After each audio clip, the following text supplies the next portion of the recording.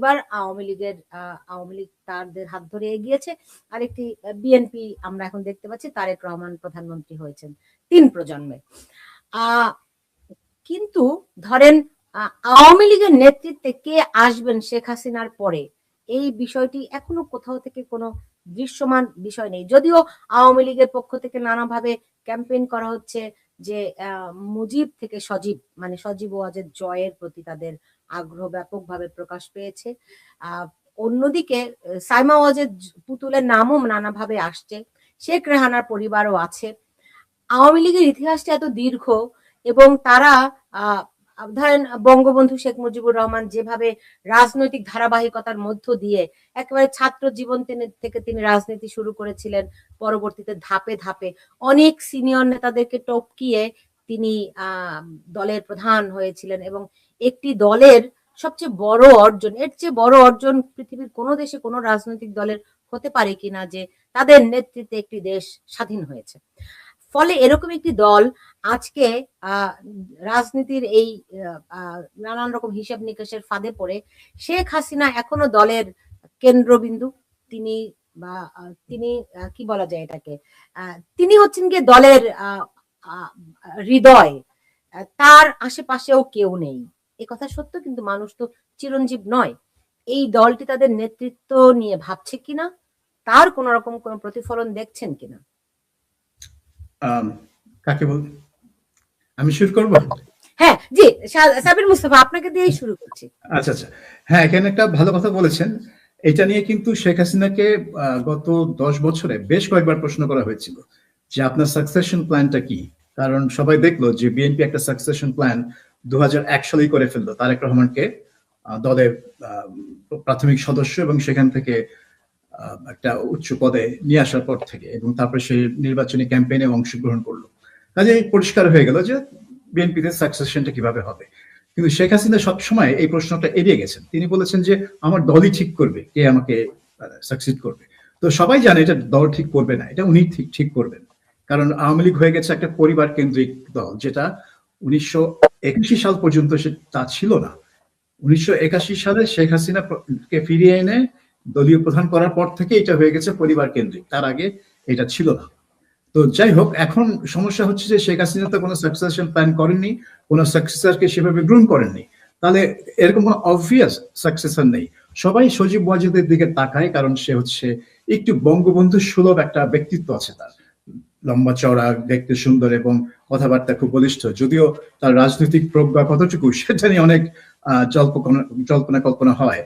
আর সাইমা ওয়াজেদ এই ইকুয়েশনে নাই, কারণ সে এখনো WHO south east Asia regional director পদে বহাল আছেন। যদিও তিনি ছুটিতে, কিন্তু আনুষ্ঠানিকভাবে কিন্তু তিনি এখনো ডিজি অফ সিআরও। কাজেই ওই পদে থাকা অবস্থায় তিনি দলীয় কোনো কার্যক্রমে কোনোভাবে জড়িত থাকতে পারেন না, হবেনও না। আর যদি হতে হয় তাহলে তাকে আগে পদত্যাগ করতে হবে, তো উনি সেটা করছেন না। তাহলে সাইমা ওয়াজেদ মানে ওনাকে বাদ দিয়ে চিন্তা করতে হবে। কিন্তু সজীব ওয়াজেদ আদৌ ইন্টারেস্টেড কিনা দলের হাল ধরতে, সেটা নিয়ে প্রশ্ন আছে। কারণ 2008 সালে একবার মনে হয়েছিল যে তিনি আওয়ামী লীগে একটা প্রাথমিক সদস্য পদ নিয়েছিলেন, কিন্তু রংপুরে। তারপরে দেখা গেল যে তিনি সেভাবে এবং নানাভাবে তিনি সংযুক্ত হচ্ছিলেন, কিন্তু ঠিক মাঠের রাজনীতি তিনি করেননি। তিনি ওই স্টুডিও ভিত্তিক, তিনি ওই টেলিভিশনেই টক শো করে যা করেছেন। কাজে সেভাবে তো বাংলাদেশের রাজনীতি হয় না।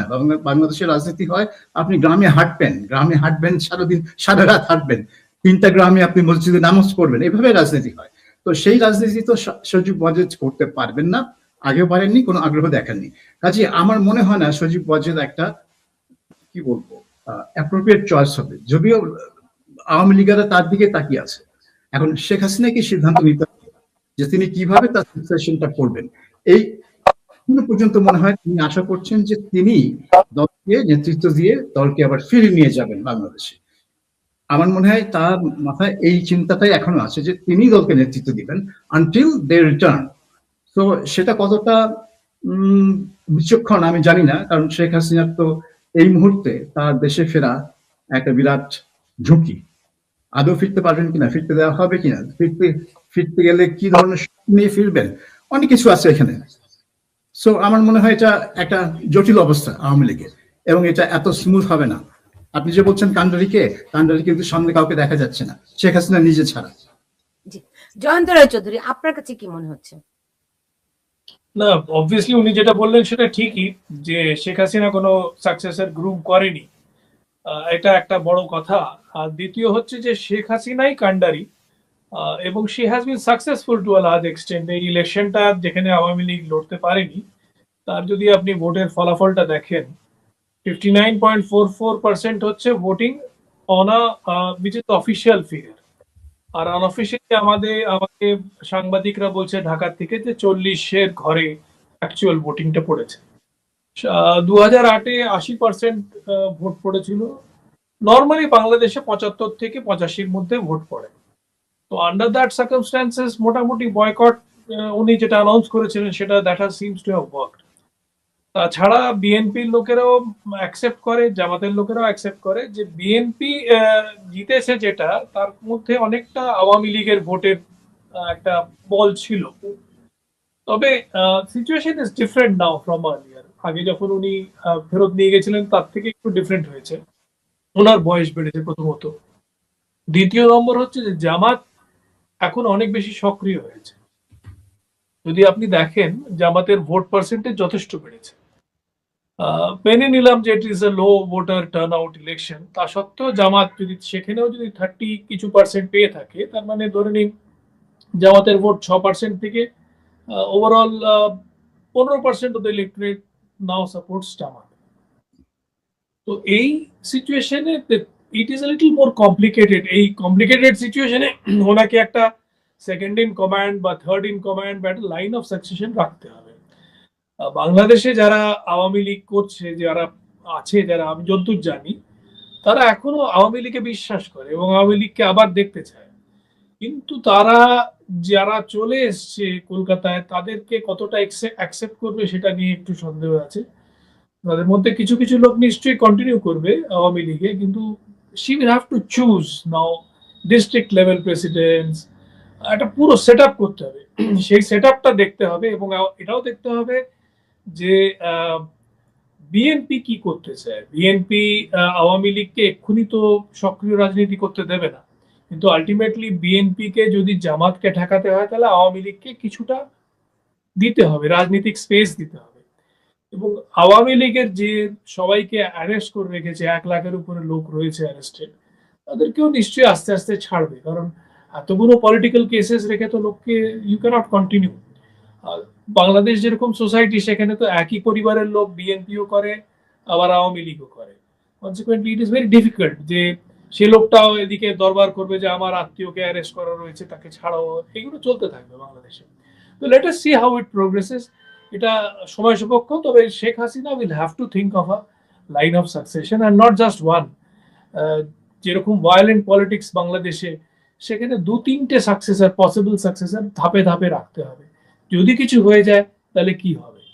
যখন বিডিআর এর মিউটিনি হয়েছিল, যেটা খুবই খুনোখুনি হয়েছিল, তখন ভারতবর্ষে অনেকেরই ভয় ছিল যে শেখ হাসিনাকে না মেরে ফেলে এবং সে মারা গেলে পরে তখন কি করা হবে, 1975 কি আবার রিপিট হবে? তো সেই ভয়গুলো ছিল ভারতবর্ষের, এবং ভারতবর্ষের যারা শীর্ষস্থানীয় লোকেরা যারা চিন্তা করতো এটা নিয়ে, স্বয়ং প্রণববাবু এটা নিয়ে খুব চিন্তিত ছিল, গভীরভাবে চিন্তিত ছিল। এগুলো দেখতে হবে। এগুলো নিশ্চয়ই আমার মনে হয় শেখ হাসিনা প্ল্যান করছেন, ওনার পার্টি প্ল্যান করছে। আপনি মিউট হয়ে গেছেন। জি, সাবির মুস্তাফা, যে এই মানে একটা সাকসেসর দরকার, হ্যাঁ, কিংবা শেখ হাসিনা, যেটি তাকে কিছুদিন আগেও প্রশ্ন করা হয়েছিল, এটি কোন একটি গণমাধ্যম থেকে তিনি যখন সাক্ষাৎকার দিয়েছিলেন, বরাবরই তাকে এই প্রশ্নটি করা হয় এবং তিনি একটি জবাব দেন যে আওয়ামী লীগের কাউন্সিল হয়, সেই কাউন্সিলেই নির্ধারণ হবে যে কারা পরবর্তী নেতৃত্বে আসবে, তাই না? তো এই কথাটা হয়তো আপনি ব্যাকরণের দিক থেকে গ্রামাটিক্যালি কারেক্ট, কিন্তু বাস্তবতাটা তো ভিন্ন। আপনিও বুঝেন, আমরা সবাই বুঝি সেটি।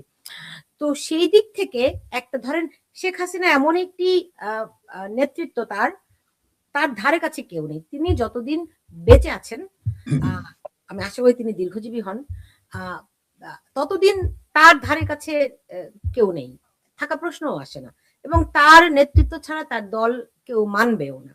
এ কথা একদম মানে চিরন্তন সত্য।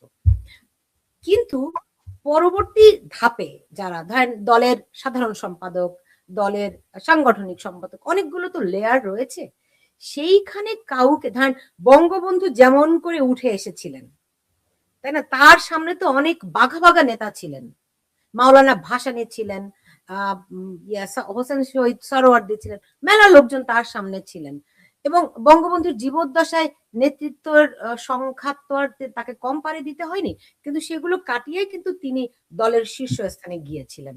তো অ্যাটলিস্ট আমি যদি দলের সাধারণ সম্পাদকের পদটিও ধরি, সেই প্রতিযোগিতায়ও কি কেউ আছে? আপনি যে বললেন না যে শেখ হাসিনার নেতৃত্বে ধারে কাছে কেউ নেই, এটা কিন্তু আওয়ামী লীগের সবচেয়ে বড় দুর্বলতা। মানে সভানেত্রীর ধারে কাছে কেউ থাকবে না কেন? অবশ্যই থাকবে। শেখ মুজিবের ধারে কাছে ছিল না বড় বড় নেতা, তাজউদ্দিন, সৈয়দ নজরুল, খন্দকার মুশতাক একটা বড় নেতা ছিল, সে যাই করুক না কেন পরবর্তীতে, এবং ক্যাপ্টেন মনসুর আলী এবং অন্যান্য এবং ছাত্র নেতারা উঠে আসছিল, তোফায়েল আহমেদ, রাজ্জাক, এরা। একজন তো সিরাজুল আলম খান তো একটা বিদ্রোহী দলই গঠন করলো, জাতীয় সমাজতান্ত্রিক দল। কাজেই এই একটা রাজনৈতিক দলে এফেক্টিভ হতে হলে আপনার এই ধরনের নেতা লাগে, প্রতিটি স্তরের নেতা লাগে। কিন্তু আওয়ামী লীগের দুর্বলতা হচ্ছে যে শেখ হাসিনা গত 10-15 বছরে সেরকম কোন নেতা গ্রো করতে দেননি। তার আশেপাশে যারা হয়েছে তারা হচ্ছে yes man or yes women. So এইটার খেসারত এখন আওয়ামী লীগকে দিতে হবে, এই নেতৃত্বের অভাব। বিএনপির কিন্তু সেটা ছিল না। তারেক রহমান যদিও নির্বাসনে, খালেদা জিয়া জেলে, কিন্তু তার কিন্তু একটা নেতৃত্ব রাস্তায় ছিল, অফিসে ছিল। মির্জা ফখরুল ছিল, আমির খসরু ছিল, রিজভী ছিল, এরা সব ছিল। এবং আওয়ামী লীগের এদের ইকুইভ্যালেন্ট কোথায়? আপনি খুঁজে পাবেন না। আপনি দেখেন কারা এখন প্রেস কনফারেন্স করছে বা সেমিনার করছে, তাদের সাথে কি কর্মীদের খুব একটা যোগাযোগ আছে, বা কর্মীরা কি তাদের উপর খুব একটা আস্থা রাখে? আপনি যে কথাগুলি বলছেন একদিক দিয়ে ঠিক, আবার আরেক দিক দিয়ে ঠিক না। ধরেন গত 18 বছর বিএনপি বাংলাদেশের সেই অর্থে কোনো রাজনীতি করতে পারি না। আমরা মির্জা ফখরুল ইসলাম আলমগীরকে দেখেছি, আরো যাদেরকে এখন সিনিয়র নেতা হিসেবে দেখছি। এর বাইরে আপনি দেখেন তার মন্ত্রিসভায় যারা রয়েছে তাদের তো কোনো হদিসও ছিল না, তাদের নামও তো মনে হয় আমি অনেকের। আপনি না, আমি আপনাকে কারেক্ট করতে চাই। 2022 সালে কি আপনি বাংলাদেশে ছিলেন? না, আমি বাংলাদেশে ছিলাম না। শেখ হাসিনার পতনে 2 বছর আগে বিএনপি সারা দেশে এক সিরিজ অফ র্যালিজ আয়োজন করে, এবং এটার প্রতিটা আমরা বিবিসি থেকে কভার করেছিলাম, এবং আমি একটা উপস্থিত ছিলাম। এবং এখানে মানে বিএনপি নেতারাই সেগুলো অর্গানাইজ করেছিল, বাংলাদেশের যেই সব নেতারা ছিল, এবং সেখানে লাখ লাখ মানুষ জড়ো হয়েছিল।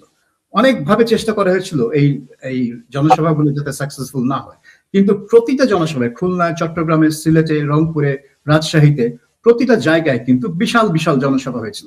সো বিএনপি তাদের সাংগঠনিক শক্তি এই 2022 সালে কিন্তু ডেমনস্ট্রেট করে। তো যাই হোক, আমার কথা হচ্ছে যে এখন শেখ হাসিনা করবে কি? তার এই মুহূর্তে কিন্তু আপনার যে সাধারণ সম্পাদকের কথা বলছেন, যিনি এখনো অফিসিয়ালি সাধারণ সম্পাদক, ওবায়দুল কাদের, তার কোনো তৎপরতা আপনি খেয়াল করছেন, দেখছেন? তার কোনো তৎপরতা নাই। তারপরে অন্যান্য যারা ছিল, বাহাউদ্দিন নাসিমকে তার তৎপর দেখা যায়, কিন্তু তার তৎপরতা আছে। তারপরে মোহাম্মদ আরাফাত, তার কিছুটা তৎপরতা দেখা যায় সামাজিক মাধ্যম ভিত্তিক, কিন্তু মাঠে না। কিন্তু বাহাউদ্দিন নাসিম বলুন বা নওফেল বলুন, এদের হয়তো কিছুটা প্রভাব থাকতে পারে পার্টিতে, পার্টি র্যাঙ্ক এন্ড ফাইনালের উপর এদের একটা প্রভাব থাকতে পারে।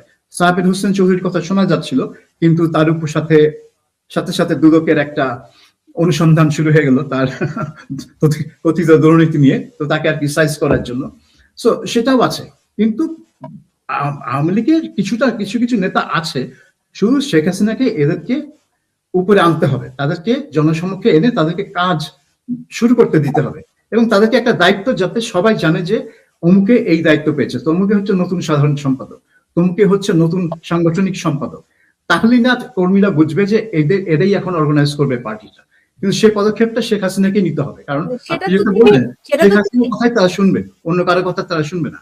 সেটা তো তিনি স্পষ্টতই বলেছেন, যেহেতু দলের কাউন্সিলের মাধ্যমে এই পদগুলোর পরিবর্তন হয়, দলের কর্মীরা সিদ্ধান্ত নেন কে হবেন সাধারণ সম্পাদক, সরাসরি ভোটে নির্ধারিত হয়। কখনো হয় না, ভোট কখনো হয় না। ওই তো আপনি বলতে পারেন কাউন্সিল পুরো ক্ষমতা শেখ হাসিনার হাতে ন্যস্ত করে দেন, শেখ হাসিনা একা ঠিক করেন যে কে কোন পদে থাকবে। সো এটা আমরা জানি, এটা কোনো কাউন্সিল তো হয়, আপনি কোনো কথা না। অস্বীকার করতে পারবেন না, একটা কাউন্সিল ভোটাভুটি হয়নি। না। আমি বলছি যে একটা হচ্ছে গিয়ে কেতাবি কথা আর একটি বাস্তবতা। বাস্তবতায় আপনি বলতে পারেন, কিন্তু কাগজে কলমে তিনি তো বলছেন যে যদি কাগজে কলমে তো হয় না ওটা। সিদ্ধান্ত হবে। আপনি কেন বারবার ওই কথা বলবেন? এটা তো হয় না। আচ্ছা, যেটা বাস্তব সেটাই বলেন। এখন যদি জয়ন্ত রায় চৌধুরী, আপনি খন্দকার মোশতাকের কথা, আপনি না সাবির ভাই মোশতাকের কথা বলেছেন, তো তো এটা তো একটা অস্বাভাবিক অমূলক নয়।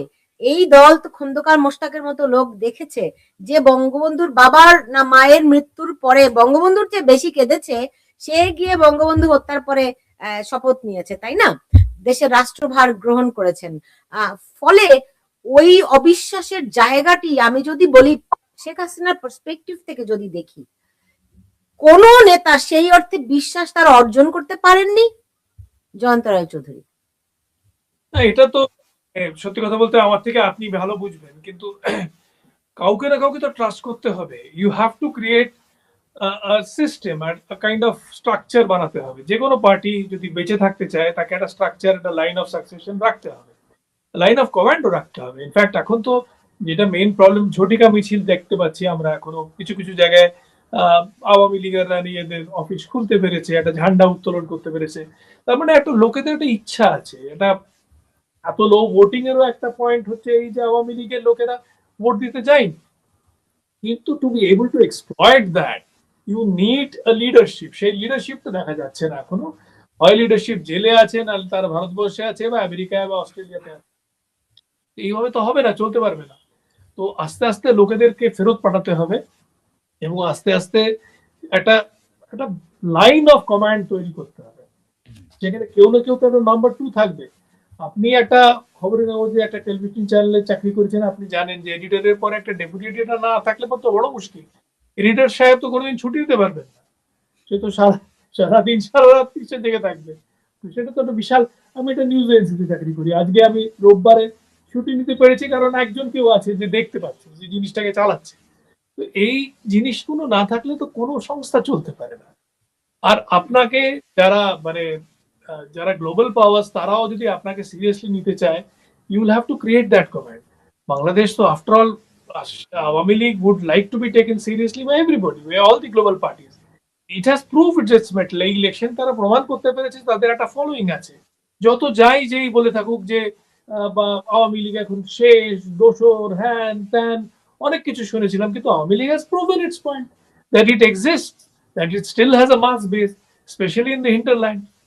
তো সেই মাস বেসটা দেখাতে পেরেছে। But to be able to be taken much more seriously, you have to show that rank and file, your own rank and file and the world, যে আমার একটা স্ট্রাকচার আছে, আমি একটা organise party, and I can do what I want to do, যে কোনো সময় আমি আসতে পারি। ওকে, যদি সাবির মুস্তাফা, আপনি যেটা বলছেন যে শেখ হাসিনার নেতৃত্ব তৈরি করেননি, ধরেন শেখ হাসিনার আপনি তীব্র ভাষায় সমালোচনা করেন, তো গত 18 মাসে শেখ হাসিনা তো বারবার করে বলছেন যে যারাই এখন কাজ করবে তারাই নেতা, রাইট? তো যারা নেতৃত্বে রয়েছেন তারা এসে তাদের সেই নেতৃত্ব দেখাতেন। শেখ হাসিনা যদি বাধাই হয়ে থাকেন, শেখ হাসিনা যদি নাই চান যে তারা কেউ গ্রো করুক, তো এই একটা সুবর্ণ সুযোগ বয়ে যাচ্ছে, কোথায় তারা? তাহলে খামোখা শেখ হাসিনার উপর দোষ দিয়ে কি লাভ আছে? না, দোষ শেখ হাসিনাকে নিতে হবে, কারণ সেই হচ্ছে প্রধান সভানেত্রী এবং সকল ক্ষমতা কেন্দ্র হচ্ছে সভানেত্রী। কাজেই অ্যাকাউন্টেবিলিটি, দ্য বাক স্টপস উইথ হার, অ্যাকাউন্টেবিলিটিটা ওই জায়গাতেই হতে হবে। কিন্তু এটাও ঠিক যে এইসব সংকটময় মুহূর্তে নেতা বেরিয়ে আসে। আওয়ামী লীগের কোনো নেতা কি বেরিয়ে আসছে? আপনি দেখেন নওফেল একটা উদ্যোগ নিয়ে, ভারতে একটা উদ্যোগ নিয়ে সে মিডিয়াতে বেশ নিজেকে উপস্থিত করছে এবং উপস্থিত করে মানে একটা আওয়ামী লীগের বক্তব্যটা তিনি দিচ্ছেন, যেটা আর কি মূলত বিদেশকে লক্ষ্য করে দিচ্ছেন, কারণ বক্তব্যটা তিনি ইংরেজিতে দিচ্ছেন, এটা নিশ্চয়ই বাংলাদেশকে লক্ষ্য করে দিচ্ছেন না। এবং তার হয়তো আশা আছে যে বিদেশে এটা ব্রডকাস্ট হলে সেটা ঘুরে ফিরে বাংলাদেশে আসবে। তো একটা উদ্যোগ তিনি নিচ্ছেন। হাসান মাহমুদ আমরা দেখলাম যে হঠাৎ করে তিনিও একটু সক্রিয় হলেন, ভারতে আসলেন, এসে একটা সেমিনার করলেন ফরেন করেসপন্ডেন্স ক্লাবে। কিন্তু তারপর কি? কোনো ফলো আপ আমি দেখছি না। তারপর বাহাউদ্দিন নাসিম সবসময় অ্যাভেলেবল, তিনি তার টেলিফোন নাম্বার বিভিন্ন সাংবাদিককে দিয়ে রেখেছেন এবং যখনই যে সাংবাদিক তার কোনো কমেন্ট চাচ্ছে, কোনো এক্সপ্লেনেশন চাচ্ছে, তিনি রিসিভ করেন এবং কথা বলেন। আজকেও আমি বিবিসি বাংলা একটা স্টোরিতে দেখলাম তাকে বেশ এক্সটেন্সিভলি কোট করা হচ্ছে। সো হি ইজ অ্যাভেলেবল, কিন্তু এটা ঠিক নেতৃত্ব না, তিনি he is working as a media spokes person, যেটা আর কি অবশ্যই যেটা দরকার আছে। কিন্তু আপনি যে কথাটা বলছেন যে নেতা কেন বেরিয়ে আসছে না, এটা হতে পারে যেসব নেতাদের নাম আমরা জানি তাদের মধ্যে সেই নেতা সুলভ স্পৃহাটা নেই। তারা হয়ে গেছে খুব কি বলবো, ওই দীর্ঘদিন ক্ষমতায় ছিল তো, সংগ্রাম কি করে করতে হয়, অ্যাডভার্স কন্ডিশনে কি করে পলিটিক্স করতে হয় সেটা ওনারা ভুলে গেছেন। 15 বছর ক্ষমতায় থাকার এইটাই হচ্ছে একটা মানে ব্যাড সাইড এফেক্ট। সো এখন শেখ হাসিনাকেও চেষ্টা করতে হবে সেরকম নেতা আইডেন্টিফাই করে তাদেরকে মানে উঠতে দাও, যেটা আমি বলছিলাম যে তাকে অ্যানাউন্স করতে হবে যে এই হচ্ছে নেক্সট সেক্রেটারি জেনারেল ভারপ্রাপ্ত। আপনি বলছেন যে কাউন্সিল ছাড়া সেক্রেটারি জেনারেল সেক্রেটারি অ্যাপয়েন্ট করা যাবে না, ফেয়ার এনাফ, কিন্তু তিনি একটা ভারপ্রাপ্ত নিয়োগ করতে পারেন যদি ওবায়দুল কাদের রিজাইন করেন। তো এইভাবে অনেক কিছু করা যায়, তো সেরকম পদক্ষেপ শেখ হাসিনাকে নিতে হবে। তো সেই ক্ষেত্রে ধরেন দলে ভাঙনেরও একটা আশঙ্কা আছে, জয়ন্ত রায় চৌধুরী। সেটা তো আমি বলতে পারবো না, সেটা আপনারা বেটার বলতে পারবেন। কিন্তু আমার মনে হয় যারা জেলেও আছে তাদেরও মধ্যে কাউকে কাউকে যদি একটা পদ দেওয়া হয় এবং শেখ হাসিনা যদি অ্যানাউন্স করে, ধরুন দীপু মনির নাম নিলাম আমি, যে দীপু মনিকে যদি বলে যে she is one of this possible leaders in the party, শুধু দীপু মনি না, একসঙ্গে 3-4 জনের নাম নিতে পারে। এমনকি যারা বিএনপি থেকে ভেঙে বেরিয়েছে, রুহিন ফারানা, এদেরকে তো আনার চেষ্টা করতে পারে Awami League. This are possibilities. যারা আওয়ামী লীগের ডিসঅ্যাফেক্টেড যারা ফ্যাকশন ছিল, যারা রয়ে গেছিল বাংলাদেশে, তাদের সঙ্গে কন্ট্যাক্ট করতে পারে। তাদের মধ্যেও তো অনেকগুলো নেতা আছে যারা আওয়ামী লীগের অরিজিনালি আওয়ামী লীগের, তারা তো লীগের চিন্তাধারা। এমনি কংগ্রেসের একটা বিরাট সুবিধা ভারতবর্ষে যে অনেক যেগুলো পার্টিতে কংগ্রেসেরই এক্স লোকেরা যারা আছে পার্টি তৈরি করেছে, তাদেরকে কংগ্রেস যে কোনো সময় নিয়ে আসতে পারে ফেরত। সিমিলারলি আওয়ামী লীগ এই একই কাজ করতে পারে, নিয়ে আসতে পারে এদের ফেরত, সেই করে প্ল্যান করতে পারে। তবে আমার মনে হয় এই মুহূর্তে আওয়ামী লীগ ফেরত আসবে, সেটা আসবে, সেটা আপনি বলুন না বলুন আসবে নিশ্চয়ই। আমার ধারণা যে পার্টি শেষ হচ্ছে না, কারণ এটার আপনাদের যে আইডিওলজিক্যাল ব্যাটল যেটা চলে আসছে 1930-এর থেকে বিটুইন প্রজা কৃষক পার্টি অ্যান্ড মুসলিম লীগ, সেই আইডিওলজিক্যাল ব্যাটল এখনো রয়েছে। কিন্তু সেই ideological battle is not so, মানে এখন অতটা কঠোর নেই। এখন যেহেতু জামাত উভরে এসছে, সেই জন্য Awami League and BNP probably will come closer to each other. এটা একটা ন্যাচারাল একটা টেন্ডেন্সি হবে, কারণ Awami League bigger danger for both is the rise of the Jamaat. কিন্তু সেটার একটা ইন্টারন্যাশনাল ডাইমেনশন আছে, সেটা একটা রিজনাল ডাইমেনশন আছে, একটা ইন্টারন্যাশনাল ডাইমেনশন আছে। যখনই জামাতের এরকম ভাবে উঠে আসবে, তখন বিএনপি আওয়ামী লীগ যেমনি কাছে আসবে, সেমনি অনেকগুলো পাওয়ার, সুপার পাওয়ারও দেখবেন অন্যভাবে খেলবে। যারা জামাতকে আগে বলতো যে মডারেট ইসলামিক ফোর্সেস, তারা আর হয়তো মডারেট বলবে না।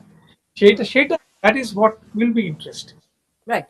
আমার মনে খুব দারুণ একটা পার্সপেক্টিভ আপনি বলেছেন যে সেকুলার এবং নন সেকুলার ওই 1930 সালের রাজনীতিটাই আমাদের দেশে এখনো রয়ে গেছে, এই ধারা থেকে কেউ বের হতে পারেনি। কিন্তু আমি আবার একটু আবার আগের আলোচনায় জয় পুতুলের আলোচনাটিতে ফিরতে চাই। আমি আজকেই একটা অনেক পুরনো একটা প্রচ্ছদ পেয়েছিলাম, আমি একটু আপনাদেরকে দেখাতেও চাই যে একটা সময়ে বিচিত্রা একটা কভার স্টোরি করেছিল, যেখানে তারা সব রাজনীতিবিদদের সন্তানদেরকে নিয়ে ওই আলোচনাটা করেছে। আজকে আমাকে একজন পাঠিয়েছে, ভেরি ইন্টারেস্টিং। আমার কাছে যদি এটা থাকতো আমি আপনাদেরকে আরো ভালো করে দেখাতে পারবো। যেখানে দেখুন বিচিত্রার এই কভার স্টোরিটা, যেখানে তারা বলছে রাজনীতিকদের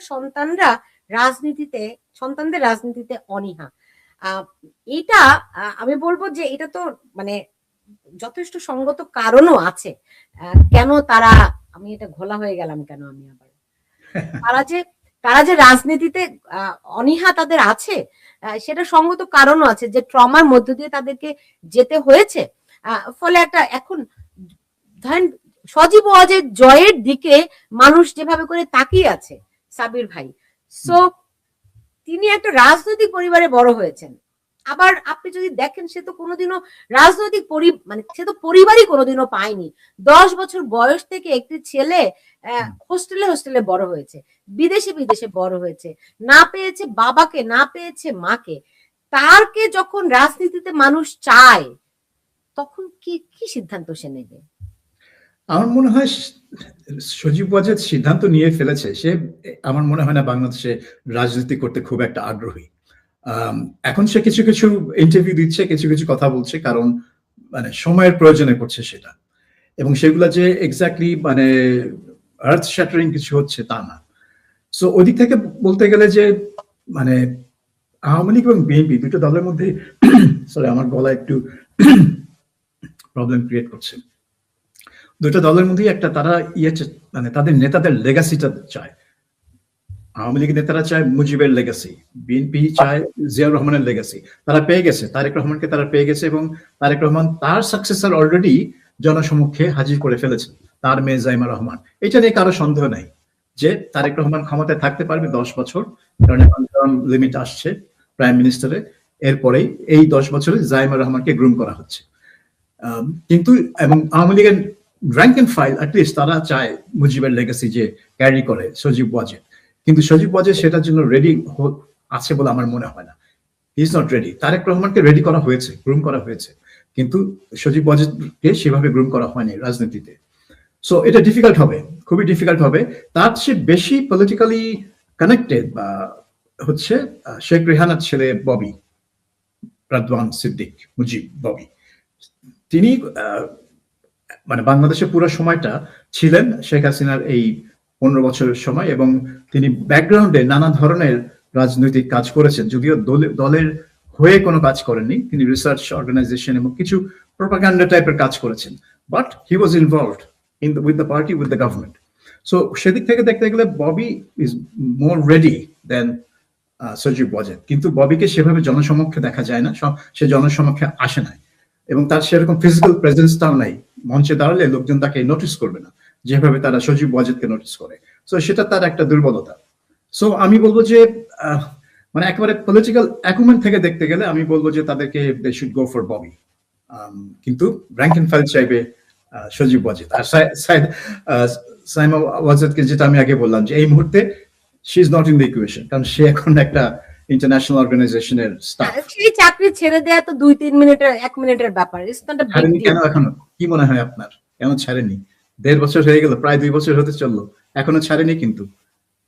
না সেটাই, কিন্তু ধরেন আপনি যে বলছিলেন যে সজীব ওয়াজেদ জয়ের যে অ্যাপিয়ারেন্স, লিডারশিপেরও তো অনেকগুলো ক্রাইটেরিয়ার মধ্যে বডি ল্যাঙ্গুয়েজ একটা ব্যাপার। আপনি বলছিলেন যে সজীব ওয়াজেদ জয়কে রেডি করা হয়নি বা রেডি হয়নি, কিন্তু আপনি যার গত 2-3টা ইন্টারভিউ দেখেন, আমি তো অ্যামেজড। আপনার কেন মনে হচ্ছে হি ইজ নট রেডি? না, আমি দু একটা ইন্টারভিউ দেখেছি, আমি খুব একটা ইমপ্রেসড হই। ধরেন আল জাজিরার সঙ্গে একটা ইন্টারভিউ এবং আইটিভির সঙ্গে একটা ইন্টারভিউ, মানে সে অনেক ভালোভাবে, অনেক টাফ প্রশ্ন তাকে করা হয়েছে, but he handle very intelligently. এটা আপনার ব্যক্তিগত ভিউ, আমি অত ইমপ্রেস ছিলাম না। আমি জানি যে হি ইজ ডিফিকাল্ট, মানে তার মানে he is dealing with a difficult situation. তাকে যখন বলা হয় যে 2024 সালে 1400 মানুষ মারা গেছে, তার মানে জবাব কি হতে পারে? হ্যাঁ, সো এটা খুব ডিফিকাল্ট সিচুয়েশন তার সামনে, কিন্তু তারপরেও সে চেষ্টা করেছে, এটা নিয়ে আমি মানে ডিনাই করবো না। কিন্তু আমি বলবো যে বাংলাদেশে রাজনীতি করার জন্য যে টেম্পারামেন্ট, যে গ্রুমিংটা দরকার, সেটা তার হয়নি। আর রাজনীতি করলে তো তাকে বাংলাদেশে এসে করতে হবে, তার ভার্জিনিয়ার বাসায় ড্রয়িং রুমে বসে তার ল্যাপটপের দিকে তাকিয়ে তো করতে হবে না, পারবে না সে। তাকে দেশে আসতে হবে, মাঠে যেতে হবে, গ্রামে যেতে হবে। It's a different challenge altogether. জি, আমি আপনাদেরকে বলেছিলাম যে বিচিত্রার একটি প্রচ্ছদের কথা বলেছিলাম, রাইট? এটা আমি আপনাদেরকে দেখাচ্ছি। এই যে দেখুন, এখানে আমরা দেখতে পাচ্ছি তারেক 1991 সালের প্রচ্ছদ কিন্তু এটি। হ্যাঁ, বিচিত্রা তখন খুবই জনপ্রিয় পত্রিকা ছিল, সাবির ভাই তো অবশ্যই জানেন। আমি তারেক রহমানকে চিনছি, সজীব ওয়াজেদ জয়কে চিনছি, সাইমা ওয়াজেদ পুতুলকেও চিনছি, আর বাকিদের অত ভালো করে আমি চিনতে পারিনি। কিন্তু ধরেন এই 3 জনকে নিয়ে যদি আলোচনা করি, তো সাবির ভাই বলছিলেন যে কি বলে যে সজীব ওয়াজেদ জয় কিংবা সাইমা ওয়াজেদ পুতুল, তারা কেউ রাজনীতিতে অনীহা রয়েছে তাদের। তো তারেক রহমানেরও তো অনীহা ছিল, যদি আমি এইটা অন্তত দেখি, এই মানে 1991 সালের চিত্র যদি দেখি, জয়ন্ত রায়চৌধুরী রাজনীতিতে তো শেষ কথা বলে কিছু নেই। আমি তো দেখি আপনি সাবির ভাই ববির কথা বলেছেন, কিন্তু আমি তো দেখি মানুষ জয়ের জন্য পাগল, জয়ন্ত রায়চৌধুরী। এটা দেখুন, জয়ের জন্য পাগল হলে পরেও অনেক সময় অনেক কিছু হয় পলিটিক্সে। আপনি যদি দেখেন, মহাত্মা গান্ধী তো তার কোনো ছেলেকে আনেননি, তিনি চুজ করলেন পণ্ডিত নেহরুকে, এবং পণ্ডিত নেহরুর বাবা মহাত্মা গান্ধীর একজন অপোনেন্ট ছিল। তিনি ইনফ্যাক্ট মানে he was totally dead against Mahatma Gandhi. এই তিনজনের তখন একটা গ্রুপ ছিল যারা কংগ্রেসে মহাত্মা গান্ধীর বিরুদ্ধে কাজ করছিল, স্বরাজ পার্টিও ফর্ম করেছিলেন। এগুলো মনে রাখতে হবে আপনাকে। হ্যাঁ, উনি প্রেফার করেছিলেন নেহেরু ওভার লেটসে মৌলানা আজাদ বা পাটেল বা নেতাজি। তিনজনের বিরুদ্ধে উনি নেহেরুকে বেটার মোর প্রেফার করেছেন। নেহেরু যখন মারা গেলেন তখন কিন্তু Indira Gandhi was there. I mean, she had been playing his hostess for a long time. International নেতাদের জানতো, দেখতে খুব সুন্দরী এবং একটা উইল পাওয়ার ছিল, স্ট্রং লেডি ছিল। কিন্তু নেহেরু কিন্তু তাকে প্রাইম মিনিস্টার বানাবার চেষ্টা করেনি। তারপরে গুলজারিলাল নন্দা কয়েকদিনের জন্য ছিলেন, তারপরে লাল বাহাদুর শাস্ত্রী এলেন। লাল বাহাদুর শাস্ত্রীর পরে সেটা তখন কিন্তু কোনো বাবার মাথায় হাত নেই, তা সত্ত্বেও ইন্দিরা গান্ধী নিজেই সেই পলিটিক্স খেলে সে মোরারজি দেশাই এবং ওল্ড কংগ্রেসের যারা পুরনো ভেটারেন ছিল তাদের হারিয়ে দিয়ে পার্টির ভিতরে পার্টি স্ট্রাকচারটাকে ভেঙে দিয়ে তিনি নিজস্ব নেতৃত্ব দেখালেন, এবং she prove that she was, I mean, she was probably the strongest prime minister Bharatvarsha ever had, compared to, I mean, Nehru may have been a nation builder, but Indira Gandhi showed her strength and will. And her defining moment was certainly 1971, no doubt about it. তারপরে পোখরান যদি বলেন, সেটা একটা বিরাট বড় defining moment ছিল তার। তারপরে যদি দেখেন, যদি ইন্দিরা গান্ধী ওইভাবে না মারা যেত, রাজীব গান্ধী কি সাকসেসর হতো? Not necessarily. এমনকি ইন্দিরা গান্ধী যে রাত্রিরে মারা গেছিলেন সেই দিনও কিন্তু প্রণববাবু প্লেনে চড়ার আগে কলকাতা থেকে দিল্লি আসছিলেন, ওনাকে সাংবাদিকরা জিজ্ঞেস করেছিল যে কে হবে সিপিপির নেতা এবং কে হবে প্রাইম মিনিস্টার। প্রণববাবু বলেছিলেন সিপিপি মিট করবে, মানে অর্থাৎ কংগ্রেস পার্লামেন্টারি পার্টি মিট করবে, এবং তারা ইলেকশনে ঠিক করবে কে প্রধানমন্ত্রী হবে। এই কথাটা শোনার পরে উনি 2 ঘন্টা লাগে কলকাতা থেকে দিল্লি আসতে। তার মধ্যে জয়াল Singh, who was a absolutely trusted loyalist of Indira Gandhi, Rajib গান্ধীকে ডেকে তাকে প্রাইম মিনিস্টার নিযুক্ত করে দিলেন, which was illegal। কারণ নিয়ম হচ্ছে সিপিপি মিট করবে, যে পার্লামেন্ট, যে রুলিং পার্টি তার পার্লামেন্টারি পার্টি মিট করবে, পার্লামেন্টারি কমিটি মিট করে একজন লিডারকে ইলেক্ট করবে। সেটা না করে রাজীব গান্ধী প্রাইম মিনিস্টার হয়ে গেল। অফকোর্স তারপরে কংগ্রেস পার্লামেন্টারি পার্টির মিটিং হয়েছিল, মিটিং এ মানে সবাই হ্যাঁ করেছিল যে হ্যাঁ আমরা রাজীব গান্ধীকে চাই। কিন্তু আপনি এটা চিন্তা করে দেখুন, যদি সিপিপির মিটিং হতো without Zail Singh announcing that Rajiv Gandhi is going to be the prime minister, তাহলে হয়তো পাশা অন্যরকম ভাবে পাল্টে যেতে পারত। এই পলিটিক্সে কি হবে কেউ জানে না। তাহলে পরে লিডারশিপ এটা জেনে বোঝে যে জিনিসটা কিছুই হতে পারে। কালকে হয়তো বললো যে আমি জয়কে বানাতে চাই, কালকে হয়তো মনে মনে ইচ্ছে যে জয়, কিন্তু হয়তো শেখ হাসিনার কিছু একটা হয়ে, তখন কি আওয়ামী লীগ জয়কে বানাবেন, অন্য কাউকে বানাবে? This are questions. তাই জন্য আগের থেকে ঠিক করে রাখা যে কে হবে, কে নাম্বার 2 হবে, কে নাম্বার 3 হবে, এগুলো আগের থেকে ঠিক করে রাখলে তাহলে পরে অনেক সুবিধা হয়। It is easier.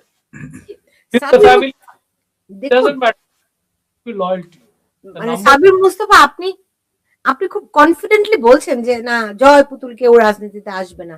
দেখুন রাহুল গান্ধীও একবারও বলেনি জয় পুতুল কেউ আসবে না। আমি বলছি যে লিডারশিপকে ঠিক করতে হবে আগের থেকে। সে যে হোক, জয় হোক, পুতুল হোক, অন্য কেউ হোক, যাকে ইচ্ছে, বা দীপুমণি হোক, যে কোনো ব্যক্তিকে বানান। তাকে বানিয়ে জয়ন্তদার খুব প্রিয়, আমি বুঝতে পেরেছি। আচ্ছা, কিন্তু আমার প্রশ্ন রয়েছে, দেখুন রাহুল গান্ধী তো একসময় রাজনীতিতে তিনি আসতে চাননি, তাকে একদম আমি যতটুকু জানি তাকে ধরে বেঁধে, হাত পা বেঁধে তাকে বসানো হয়েছে। অনেক সময় তো দলের অখণ্ডতার জন্য স্যাক্রিফাইস করে রাজনৈতিক পরিবারের সদস্যরা, তাই না? যেই স্যাক্রিফাইসটা রাহুল গান্ধী করেছেন, আজ পর্যন্ত তিনি তার পরিবার গড়ে তুলতে পারেননি, তাই না? এবং এখন তিনি কিন্তু জয়ন্ত রায় চৌধুরী নিশ্চয়ই আরো ভালো বলতে পারবেন, এখন তিনি কংগ্রেসের হালচিত্র শক্তভাবে ধরছেন নাকি? রাহুল গান্ধী রিলাক্টেন্ট ছিলেন নেতৃত্ব নেবার জন্য, কিন্তু এখন তো তিনি কোনো রিলাক্টেন্স দেখাচ্ছেন না, প্রথমত এই। দ্বিতীয় নম্বর, এই কথাটা বলা ভুল যে কংগ্রেস পার্টিতে আর কেউ ছিল না যে নেতৃত্ব নিতে পারতো এবং তার নেতৃত্ব চ্যালেঞ্জ হতো না। এক গাদা নেতা ছিল এককালে কি অখণ্ডতার জন্য, দলের অখণ্ডতার জন্য। অখণ্ডতার জন্য যখন ইন্দিরা গান্ধী যখন দলের নেতৃত্ব নিয়েছিল তখন অখণ্ড ছিল না, কংগ্রেস পার্টি ভেঙে গেছিল, সঙ্গে সঙ্গে ভেঙে গেছিল। এবং যে ভেঙে গেছিল, যে ওল্ড কংগ্রেস যেটাকে বলা হয়, সেই পার্টি ওয়াজ সাফিসিয়েন্টলি স্ট্রং। এবং ভারতবর্ষের যত মানি ব্যাগস, মানে ভারতবর্ষের যত বড় বড় পুঁজিপতি, তারা ওল্ড কংগ্রেসকে সাপোর্ট করেছিল। আপনি যদি দেখেন ইন্দিরা গান্ধী যে নতুন ব্রিড অফ ইন্ডাস্ট্রিয়ালিস্ট তৈরি করেছিল ভারতবর্ষে, তার একটা কারণ ছিল এই যে ওল্ড কংগ্রেসের সঙ্গে সব পুরনো পুঁজিপতিরা সাথে সাথ দিয়েছিল। তো ওটা ভাববেন না, মানে অখণ্ডতার জন্য ইন্দিরা গান্ধীকে কংগ্রেসে আনা হয়, কংগ্রেসের নেতৃত্ব দেওয়া হয়নি, এটা ভুল ধারণা। এবং রাহুল গান্ধী না থাকলে পরে যে কংগ্রেস ভাঙচুর হয়ে যেত, এটাও ভুল ধারণা। কংগ্রেসও একটা চিন্তাধারা, একটা মূল চিন্তাধারা রিপ্রেজেন্ট করে, যেমনি বিজেপি একটা মূল চিন্তাধারা রিপ্রেজেন্ট করে। এবং বিজেপি, সেই জন্য আপনি দেখুন বিজেপিতে তো শ্যামাপ্রসাদ মুখার্জির পরে তিনি বাজপেয়ীকে দিয়েছেন, বাজপেয়ী এল কে আদবানিকে দিয়েছে, এল কে আদবানি যাই হোক যেরকম ভাবেই হোক মোদীকে দিয়েছে। এবং মোদী তারপরে তো তার কোনো পুত্রকে করছে না, সে অন্য কাউকে করবে। তো এটা একটা চিন্তাধারা, বিকজ দ্য পার্টি রিপ্রেজেন্টস একটা চিন্তাধারা। সিমিলারলি কংগ্রেসও একটা চিন্তাধারা। হ্যাঁ, হতে পারে কংগ্রেস বা আওয়ামী লীগের যে অরিজিনাল মুভিংস ছিল, সোশ্যালিস্টিক একটা প্যাটার্ন অফ সোসাইটি তারা চাইতো, সেটার থেকে সরে এসছে। They have become more, at the most you can say, left of center party. They are not centrist party totally, they are left of center. আর বলতে পারেন যে বিজেপি এবং বিএনপি সেদিক দিয়ে right of centre party, but that is about it. কিন্তু একটা মূল চিন্তাধারা তো আছে, এবং এই লোকগুলো যারা যারা সদস্য, তারা সেই চিন্তাধারাতে চিন্তা করে। শশী থারুর হতে পারে পসিবল ক্যান্ডিডেট ছিল, চিদাম্বরম ছিল, প্রণববাবু যতক্ষণ না রাষ্ট্রপতি হয়েছেন ততক্ষণ অব্দি তিনি একটা কংগ্রেসের একটা বড় ক্যান্ডিডেট ছিলেন। এবং ভয় পেত সোনিয়া গান্ধী যে এই লোকটা হয়তো আমার জায়গাটা নিয়ে নিতে পারে, যে জায়গাটা সাবির মুস্তাফার কাছে যাওয়ার আগে জয়ন্ত রায় চৌধুরী, তাহলে সজীব ওয়াজেদ জয়কে আপনি কেমন দেখেন? রাহুল গান্ধী যেরকম করে এখন এসে দলের কংগ্রেসের একটা সেন্টারে পরিণত হয়েছেন, সজীব ওয়াজেদ জয়ের গত কিছুদিনের যে বক্তব্য, তার যে অ্যাপিয়ারেন্স, এগুলো কি মনে হয় যে এটা তিনি নেতৃত্ব দেওয়ার মতো উপযোগী হয়েছেন? হ্যাঁ, তিনি নেতৃত্ব দেওয়ার মতন উপযোগী প্রথম থেকেই ছিলেন, এ নিয়ে কোনো সন্দেহ নেই। আমি যে প্রথম ওনার একটা ইন্টারভিউ পড়েছিলাম টেলিগ্রাফি বেশ কয়েক বছর আগে, সেটা যেই অ্যারেঞ্জ করে থাকুক, that was with the hope যে এই লোকটা বাংলাদেশের প্রাইম মিনিস্টার একদিন না একদিন হবে। তিনি রেডি ছিলেন, তাকে কিছু কিছু গ্রুমিংও করানো হয়েছে, এই নিয়ে কোনো সন্দেহ নেই। কিন্তু কোনো কোনো কারণের জন্যই হোক, উনি হয়তো চাইছিলেন না আসতে। ওনার পারিবারিক বা বন্দোবস্ত বলুন, কি ওনার যে দেশে উনি সিটিজেন, সেসব দিনে চিন্তা করছিলেন নিশ্চয়ই। কিন্তু এখন ওনাকে ঠিক করতে হবে, এদিকে আসবেন না আসবেন না। যদি না আসবেন, তাহলে কাকে নিয়ে আসবেন? পার্টি থেকে কাউকে না কাউকে তো বানাতে হবে। পার্টির যারা ক্যান্ডিডেট আছে তারা those who are young enough, মানে ইয়াং মানে কেউ কচি খোকা তো নয়, 60ও ইয়াং আজকের দিনে। তো 60 বছরেরও যদি কোনো নেতা থাকে, তাকে তো নিয়ে আসতে হবে সাথে। আপনার তারা অস্ট্রেলিয়াতে বসে আছে, নাহলে জেলে আছে। তো সেইখান থেকে আপনাকে কাউকে বাছাই করতে হবে। এমনকি জেলে থাকুক, কোনো অসুবিধা নেই, তাকে যদি আপনি নমিনেট করেন, বলেন যে আমার নাম্বার 2 ইন বাংলাদেশ এই লোকটা, তাতে হয়তো তার একটু ক্ষতি হতে পারে, কারণ জেলে তার সঙ্গে যে ট্রিটমেন্ট হচ্ছে, তার জেল টার্মটা আরো লম্বা হয়ে যেতে পারে। কিন্তু তখন কিন্তু ফোকাস অফ অ্যাটেনশন সেই লোকটা হয়ে যাবে, এবং লোকেরা তার উপরে যদি কোনো ভালো তার পয়েন্টস থাকে, সেগুলো নিয়ে তারা কথা বলবে, এবং তাকে তারা they will create an aura around that person. এই জিনিসটা এটা ন্যাচারাল জিনিস। আজকে রাহুল গান্ধীর সম্বন্ধে কালকে অব্দি যারা পাপ্পু বলছিল, আজকেই তারা বলছে he is a very serious politician. ও যা যে দিচ্ছে পার্লামেন্টে, সেগুলো খুব ভালো স্পিচ দিচ্ছে। কেউ কেউ বলছে, সবাই বলছে না, কেউ কেউ বলছে। এটা একটা অরা ক্রিয়েট করেছে, পার্টির যে মেশিনারি তারা একটা ক্রিয়েট করে একটা অরা। এমনি এরকম। জি, সাবির মুস্তাফা, দেখুন শেখ হাসিনা এবং শেখ রেহানা, আমরা গত 15 বছর তাদের এই দুই বোনকে কিন্তু সবসময় একই সঙ্গেই দেখেছি। কিন্তু শেখ রেহানা অনেকটা মৌন ভাবে ছিলেন শেখ হাসিনার পাশে, তাই তো? কিন্তু দুজনার একসেপ্টেন্স আপনি দেবেন আকাশ পাতাল। আর ধরেন শেখ রেহানা সম্পর্কে অনেক রকম আপনি অভিযোগ শুনবেন বা শুনেছেন, আমি এত দূর থেকেও আমার কানে এসেছে। ঠিক তেমনি ভাবে যদি বলি যে এই দুই পরিবার, ধরেন শেখ হাসিনার একটি পরিবার, শেখ রেহানার একটি পরিবার, এই মানে তার দুই বোন, দুটি পরিবার। তো এই তাদের সন্তানদেরকে যদি কম্পেয়ার করেন আপনি দেখবেন যে ধরেন টিউলিপ সিদ্দিকী বাদে টিউলিপ সিদ্দিকী যেহেতু অলরেডি সে ব্রিটিশ পার্লামেন্টে, তাকে আমি বাদ রাখছি। শেখ রেহানার পরিবার 2 সন্তান সহ, আর শেখ হাসিনার পরিবার 2 সন্তান সহ। তো আপনি দেখবেন যে এই সন্তানদের মধ্যে শেখ হাসিনার সন্তানদের গ্রহণযোগ্যতা অনেক বেশি। তারাও যেমন রাজনীতি থেকে দূরে ছিলেন, শেখ রেহানার সন্তানরাও রাজনীতি থেকে দূরে ছিলেন, কিন্তু মানুষের আকাঙ্ক্ষা, মানুষের ভালোবাসা এবং মানুষের বিশ্বাস শেখ হাসিনা এবং তার 2 সন্তানের পরিবারের প্রতি যেরকম, তার কিন্তু ধারে কাছেও কি আপনি দেখতে পান শেখ রেহানার নিজের গ্রহণযোগ্যতা এবং তার সন্তানদের গ্রহণযোগ্যতা? না, শেখ রেহানার একটা ইমেজ প্রবলেম আছে বাংলাদেশে। আপনি যেটা বলছেন যে অনেক অভিযোগ শোনা যায়, কিন্তু এতই অভিযোগ শোনা যায় যে সেটা তার মানে ভাবমূর্তিকে অনেক ভাবে ক্ষুণ্ণ করেছে। তো সেই জন্য শেখ রেহানার সেই গ্রহণযোগ্যতা নেই যেটা শেখ হাসিনা ছিল। এখন কতটুকু আছে আমি জানি না, কিন্তু ছিল ডেফিনেটলি, সেটা নিয়ে সন্দেহ নেই। তবে পরিবারের ছেলে মেয়েদের দিকে যদি বলি, অবশ্যই শেখ হাসিনার ছেলে সজীব ওয়াজেদ যে এক্সপোজারটা পেয়েছে বাংলাদেশে, বিশেষ করে 2008 সালের নির্বাচন থেকে এবং তার পরবর্তী সময়, এটা কিন্তু শেখ রেহানার দ্বিতীয় মেয়ে আজমিন বোধহয় তার নাম, সে তো কোনো সময় জনসমক্ষে আসেনি। ববি কিছুটা এসছে, ববি ব্যাকগ্রাউন্ডে কাজ করেছে, কাজে তার কিন্তু ওইভাবে এক্সপোজার নেই, মানে হি is not expose to the public.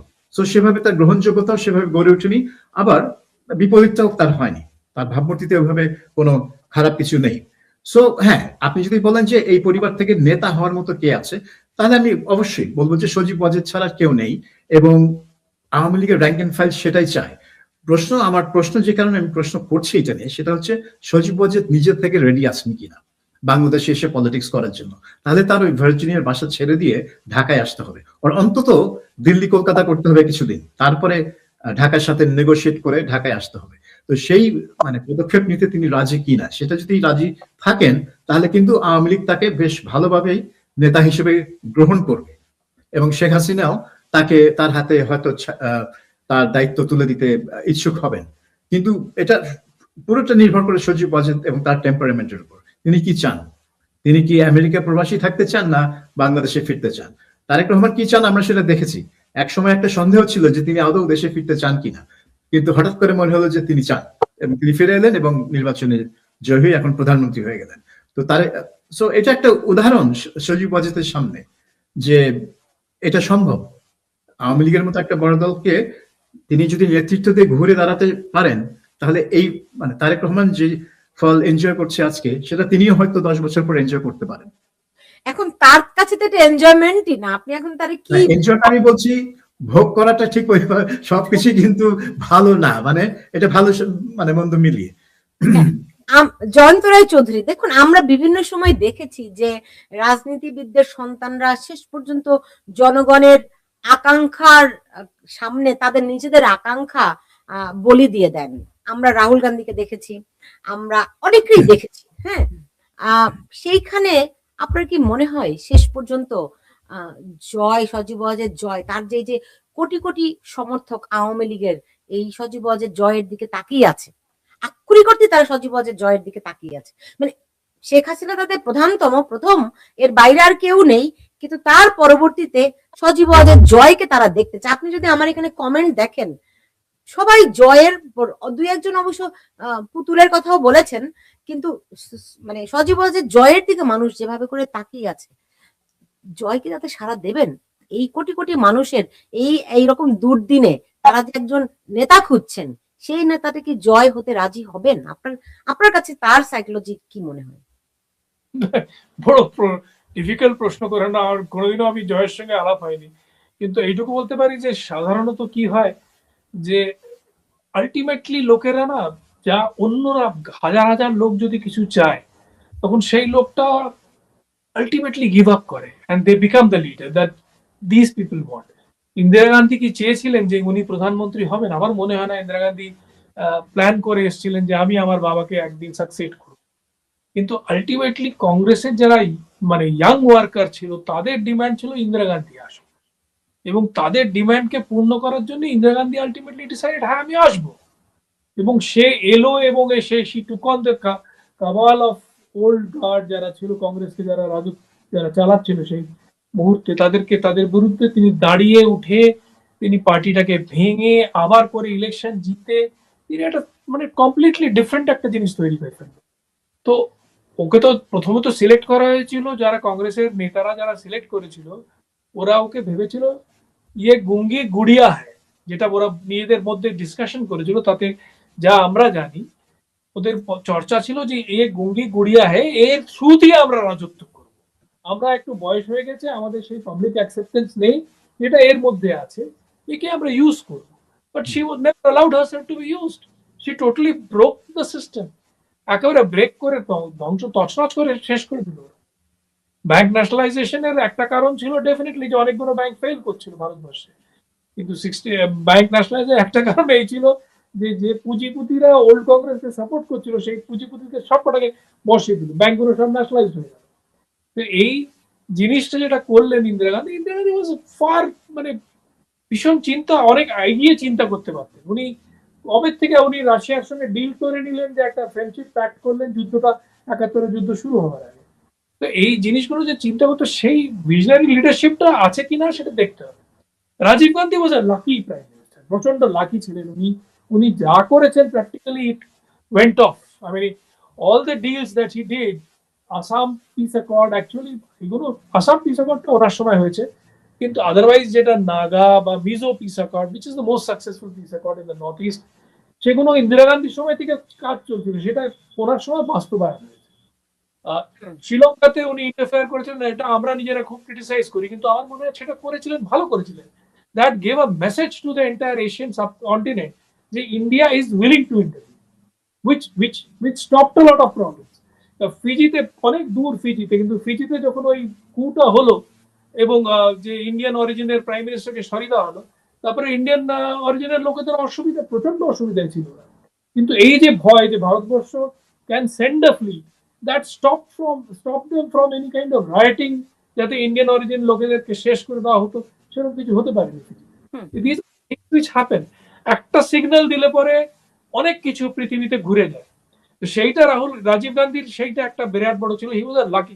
Napoleon বলতেন যে I don't want a great general, I want a lucky general. তো সেই একই, he was a lucky prime minister, he was extremely lucky for India. না সেই আমি শেষ করব সাবির মুস্তাফা, আপনার কাছে আপনার মন্তব্যটি জানতে চাই। শেষমেশ এই যে মানুষের আকাঙ্ক্ষা, মানুষের সজীব ওয়াজেদ জয়ের প্রতি যে মানুষের যেই চাওয়া, তিনি তাতে সাড়া দেবেন কিনা, আপনার কাছে কি মনে হয়? অবশ্যই আমি জানি না তিনি তার মাথায় কি ঘুরছে, কিন্তু একটা জিনিস আমি বারবার মনে করছি, আপনি যে বলছেন যে মানুষের আকাঙ্ক্ষা, এটা হয়তো আওয়ামী লীগ সমর্থকদের আকাঙ্ক্ষা। অবশ্যই আমি তো বিএনপি সমর্থকদের কথা বলছি না, আমি তো জামাতের সমর্থকদের কথা বলছি না, বাংলাদেশে 5 কোটি মানুষ আছে আওয়ামী লীগের সমর্থক। না এইসব এগুলা পরে, মানে আমি জাস্ট বলছি, এখানে অনেক লোকে কমেন্ট করছে আপনি আওয়ামী লীগের একটা জিনিস, আপনি আওয়ামী লীগের এন্টি, আপনি আওয়ামী লীগ, আপনি বিএনপি পন্থী, অনেক লোকে আপনাকে কমেন্ট করছে। আমি আমাকে জামাতপন্থী বলেন, আমি বাংলাদেশের সব মানুষের কথা বলছি, চেঞ্জ দ্য ফ্যাক্ট যে আপনি যা খুশি বলেন, কিন্তু আমার একটা বেসিক চিন্তা হচ্ছে যে এই যে আমরা আলোচনা করছি যে সজীব ওয়াজেদ না পুতুল না ববি না কে, আমরা কিন্তু এই পরিবারের, আওয়ামী লীগের কি এই পরিবারের বাইরে গিয়ে নেতৃত্ব গড়ে তোলার কোনো প্রয়োজন নেই? ও এই কথাটা আমরা প্রথমেই আলোচনা করে নিলাম যে আমাদের ন্যাশনাল সাইকোলজিটাই এরকম, আমরা একটু উত্তরাধিকারের ছোঁয়া দেখতে চাই, তাই ওই আলোচনাটা তো আমরা পরেই আসলাম। আপনি তো এই প্রশ্ন তারেক জিয়া সম্পর্কেও করতে পারেন, যদিও দুটিকালের রাজনৈতিক প্যাটার্ন ডিফারেন্ট, আমি ওই আলোচনাতে যাচ্ছি। এই প্রশ্ন তো আমরা তো তারেক রহমানকে নিয়ে আলাপ করছি না, সেজন্য তারেক রহমানকে এক্স্যাক্টলি সেজন্য আমি আরো করা যায় যে তারেক রহমান যখনই জাইমা রহমানকে উপস্থাপন করছে এবং বাংলাদেশের মিডিয়া সেটা গ্রহণ করছে, তার মানে বাংলাদেশে একটা রাজতন্ত্রের ধারা শুরু হয়ে যাচ্ছে। এই যে রাজা অভিষেক হলো, এখন এই যে রাজকুমারী সামনে এলো, এবং রাজকুমারীকে কিন্তু সবাই, মানে তার কোনো কীর্তি থাকুক না থাকুক, তার কোনো কীর্তি কিন্তু বাংলাদেশে নাই, তার কোনো অ্যাচিভমেন্ট বাংলাদেশে নেই, কিন্তু তাকে যারা আর কি অন্যান্য নারী যারা অনেক কিছু অ্যাচিভ করছে তাদের সাথে এক কাতারে বসিয়ে আলোচনা সভা করা হচ্ছে। তার মানেটা কি? তার মানে তিনি ওখানে আছেন তারেক রহমানের মেয়ে হিসেবে, রাজকুমারী হিসেবে। তো যাই হোক, এইটা হচ্ছে বাংলাদেশের রাজনীতির ধারা, বিশেষ করে এই দুইটা দলের মধ্যে এই ধারাটা খুবই প্রকট, এবং এটা থেকে বের হওয়ার কোনো রাস্তা মানে কেউ খুঁজে পায়নি বা এখনো পাওয়ার চেষ্টা করছে না। তবে আমার মনে হয় যে শেষমেশ যেটা আমি বলবো যে আওয়ামী লীগারদের মধ্যে র্যাঙ্ক এন্ড ফাইল, যেটা বারবার বলছি, তারা অবশ্যই শেখ মুজিবের লেগাসি দেখতে চায় নেতৃত্বে, এবং সেই লেগাসি বহন করছে সজীব ওয়াজেদ। সো তাকে আসলে এই সিদ্ধান্তটা নিতে হবে আগামী 6 মাস 1 বছরের মধ্যেই, 6 মাসের মধ্যেই সিদ্ধান্ত নিতে হবে যে সে এই আহ্বানে, এই আকাঙ্ক্ষায় সাড়া দিয়ে বাংলাদেশের রাজনীতিতে সরাসরি যুক্ত হবেন কিনা। কারণ যুক্ত যদি হন তাহলে আওয়ামী লীগের নেতৃত্ব তার জন্য বসে আছে। বুঝতে পেরেছি, খুব স্পষ্ট। জানি না আমরা ভবিষ্যতে কি ঘটবে, তবে ওই যে সময় তো আর কারোর জন্য অপেক্ষা করে না, সময়ই একটা বড় সিদ্ধান্ত নিয়ে নেয়, সময়ই মানুষকে সিদ্ধান্ত নিতে আবার সাহায্য করে। জয়ন্ত রায় চৌধুরী এবং সাবির মুস্তাফা, আপনাদের দুজনকে অনেক ধন্যবাদ জানাচ্ছি আমার সঙ্গে আজকে যুক্ত হওয়ার জন্য।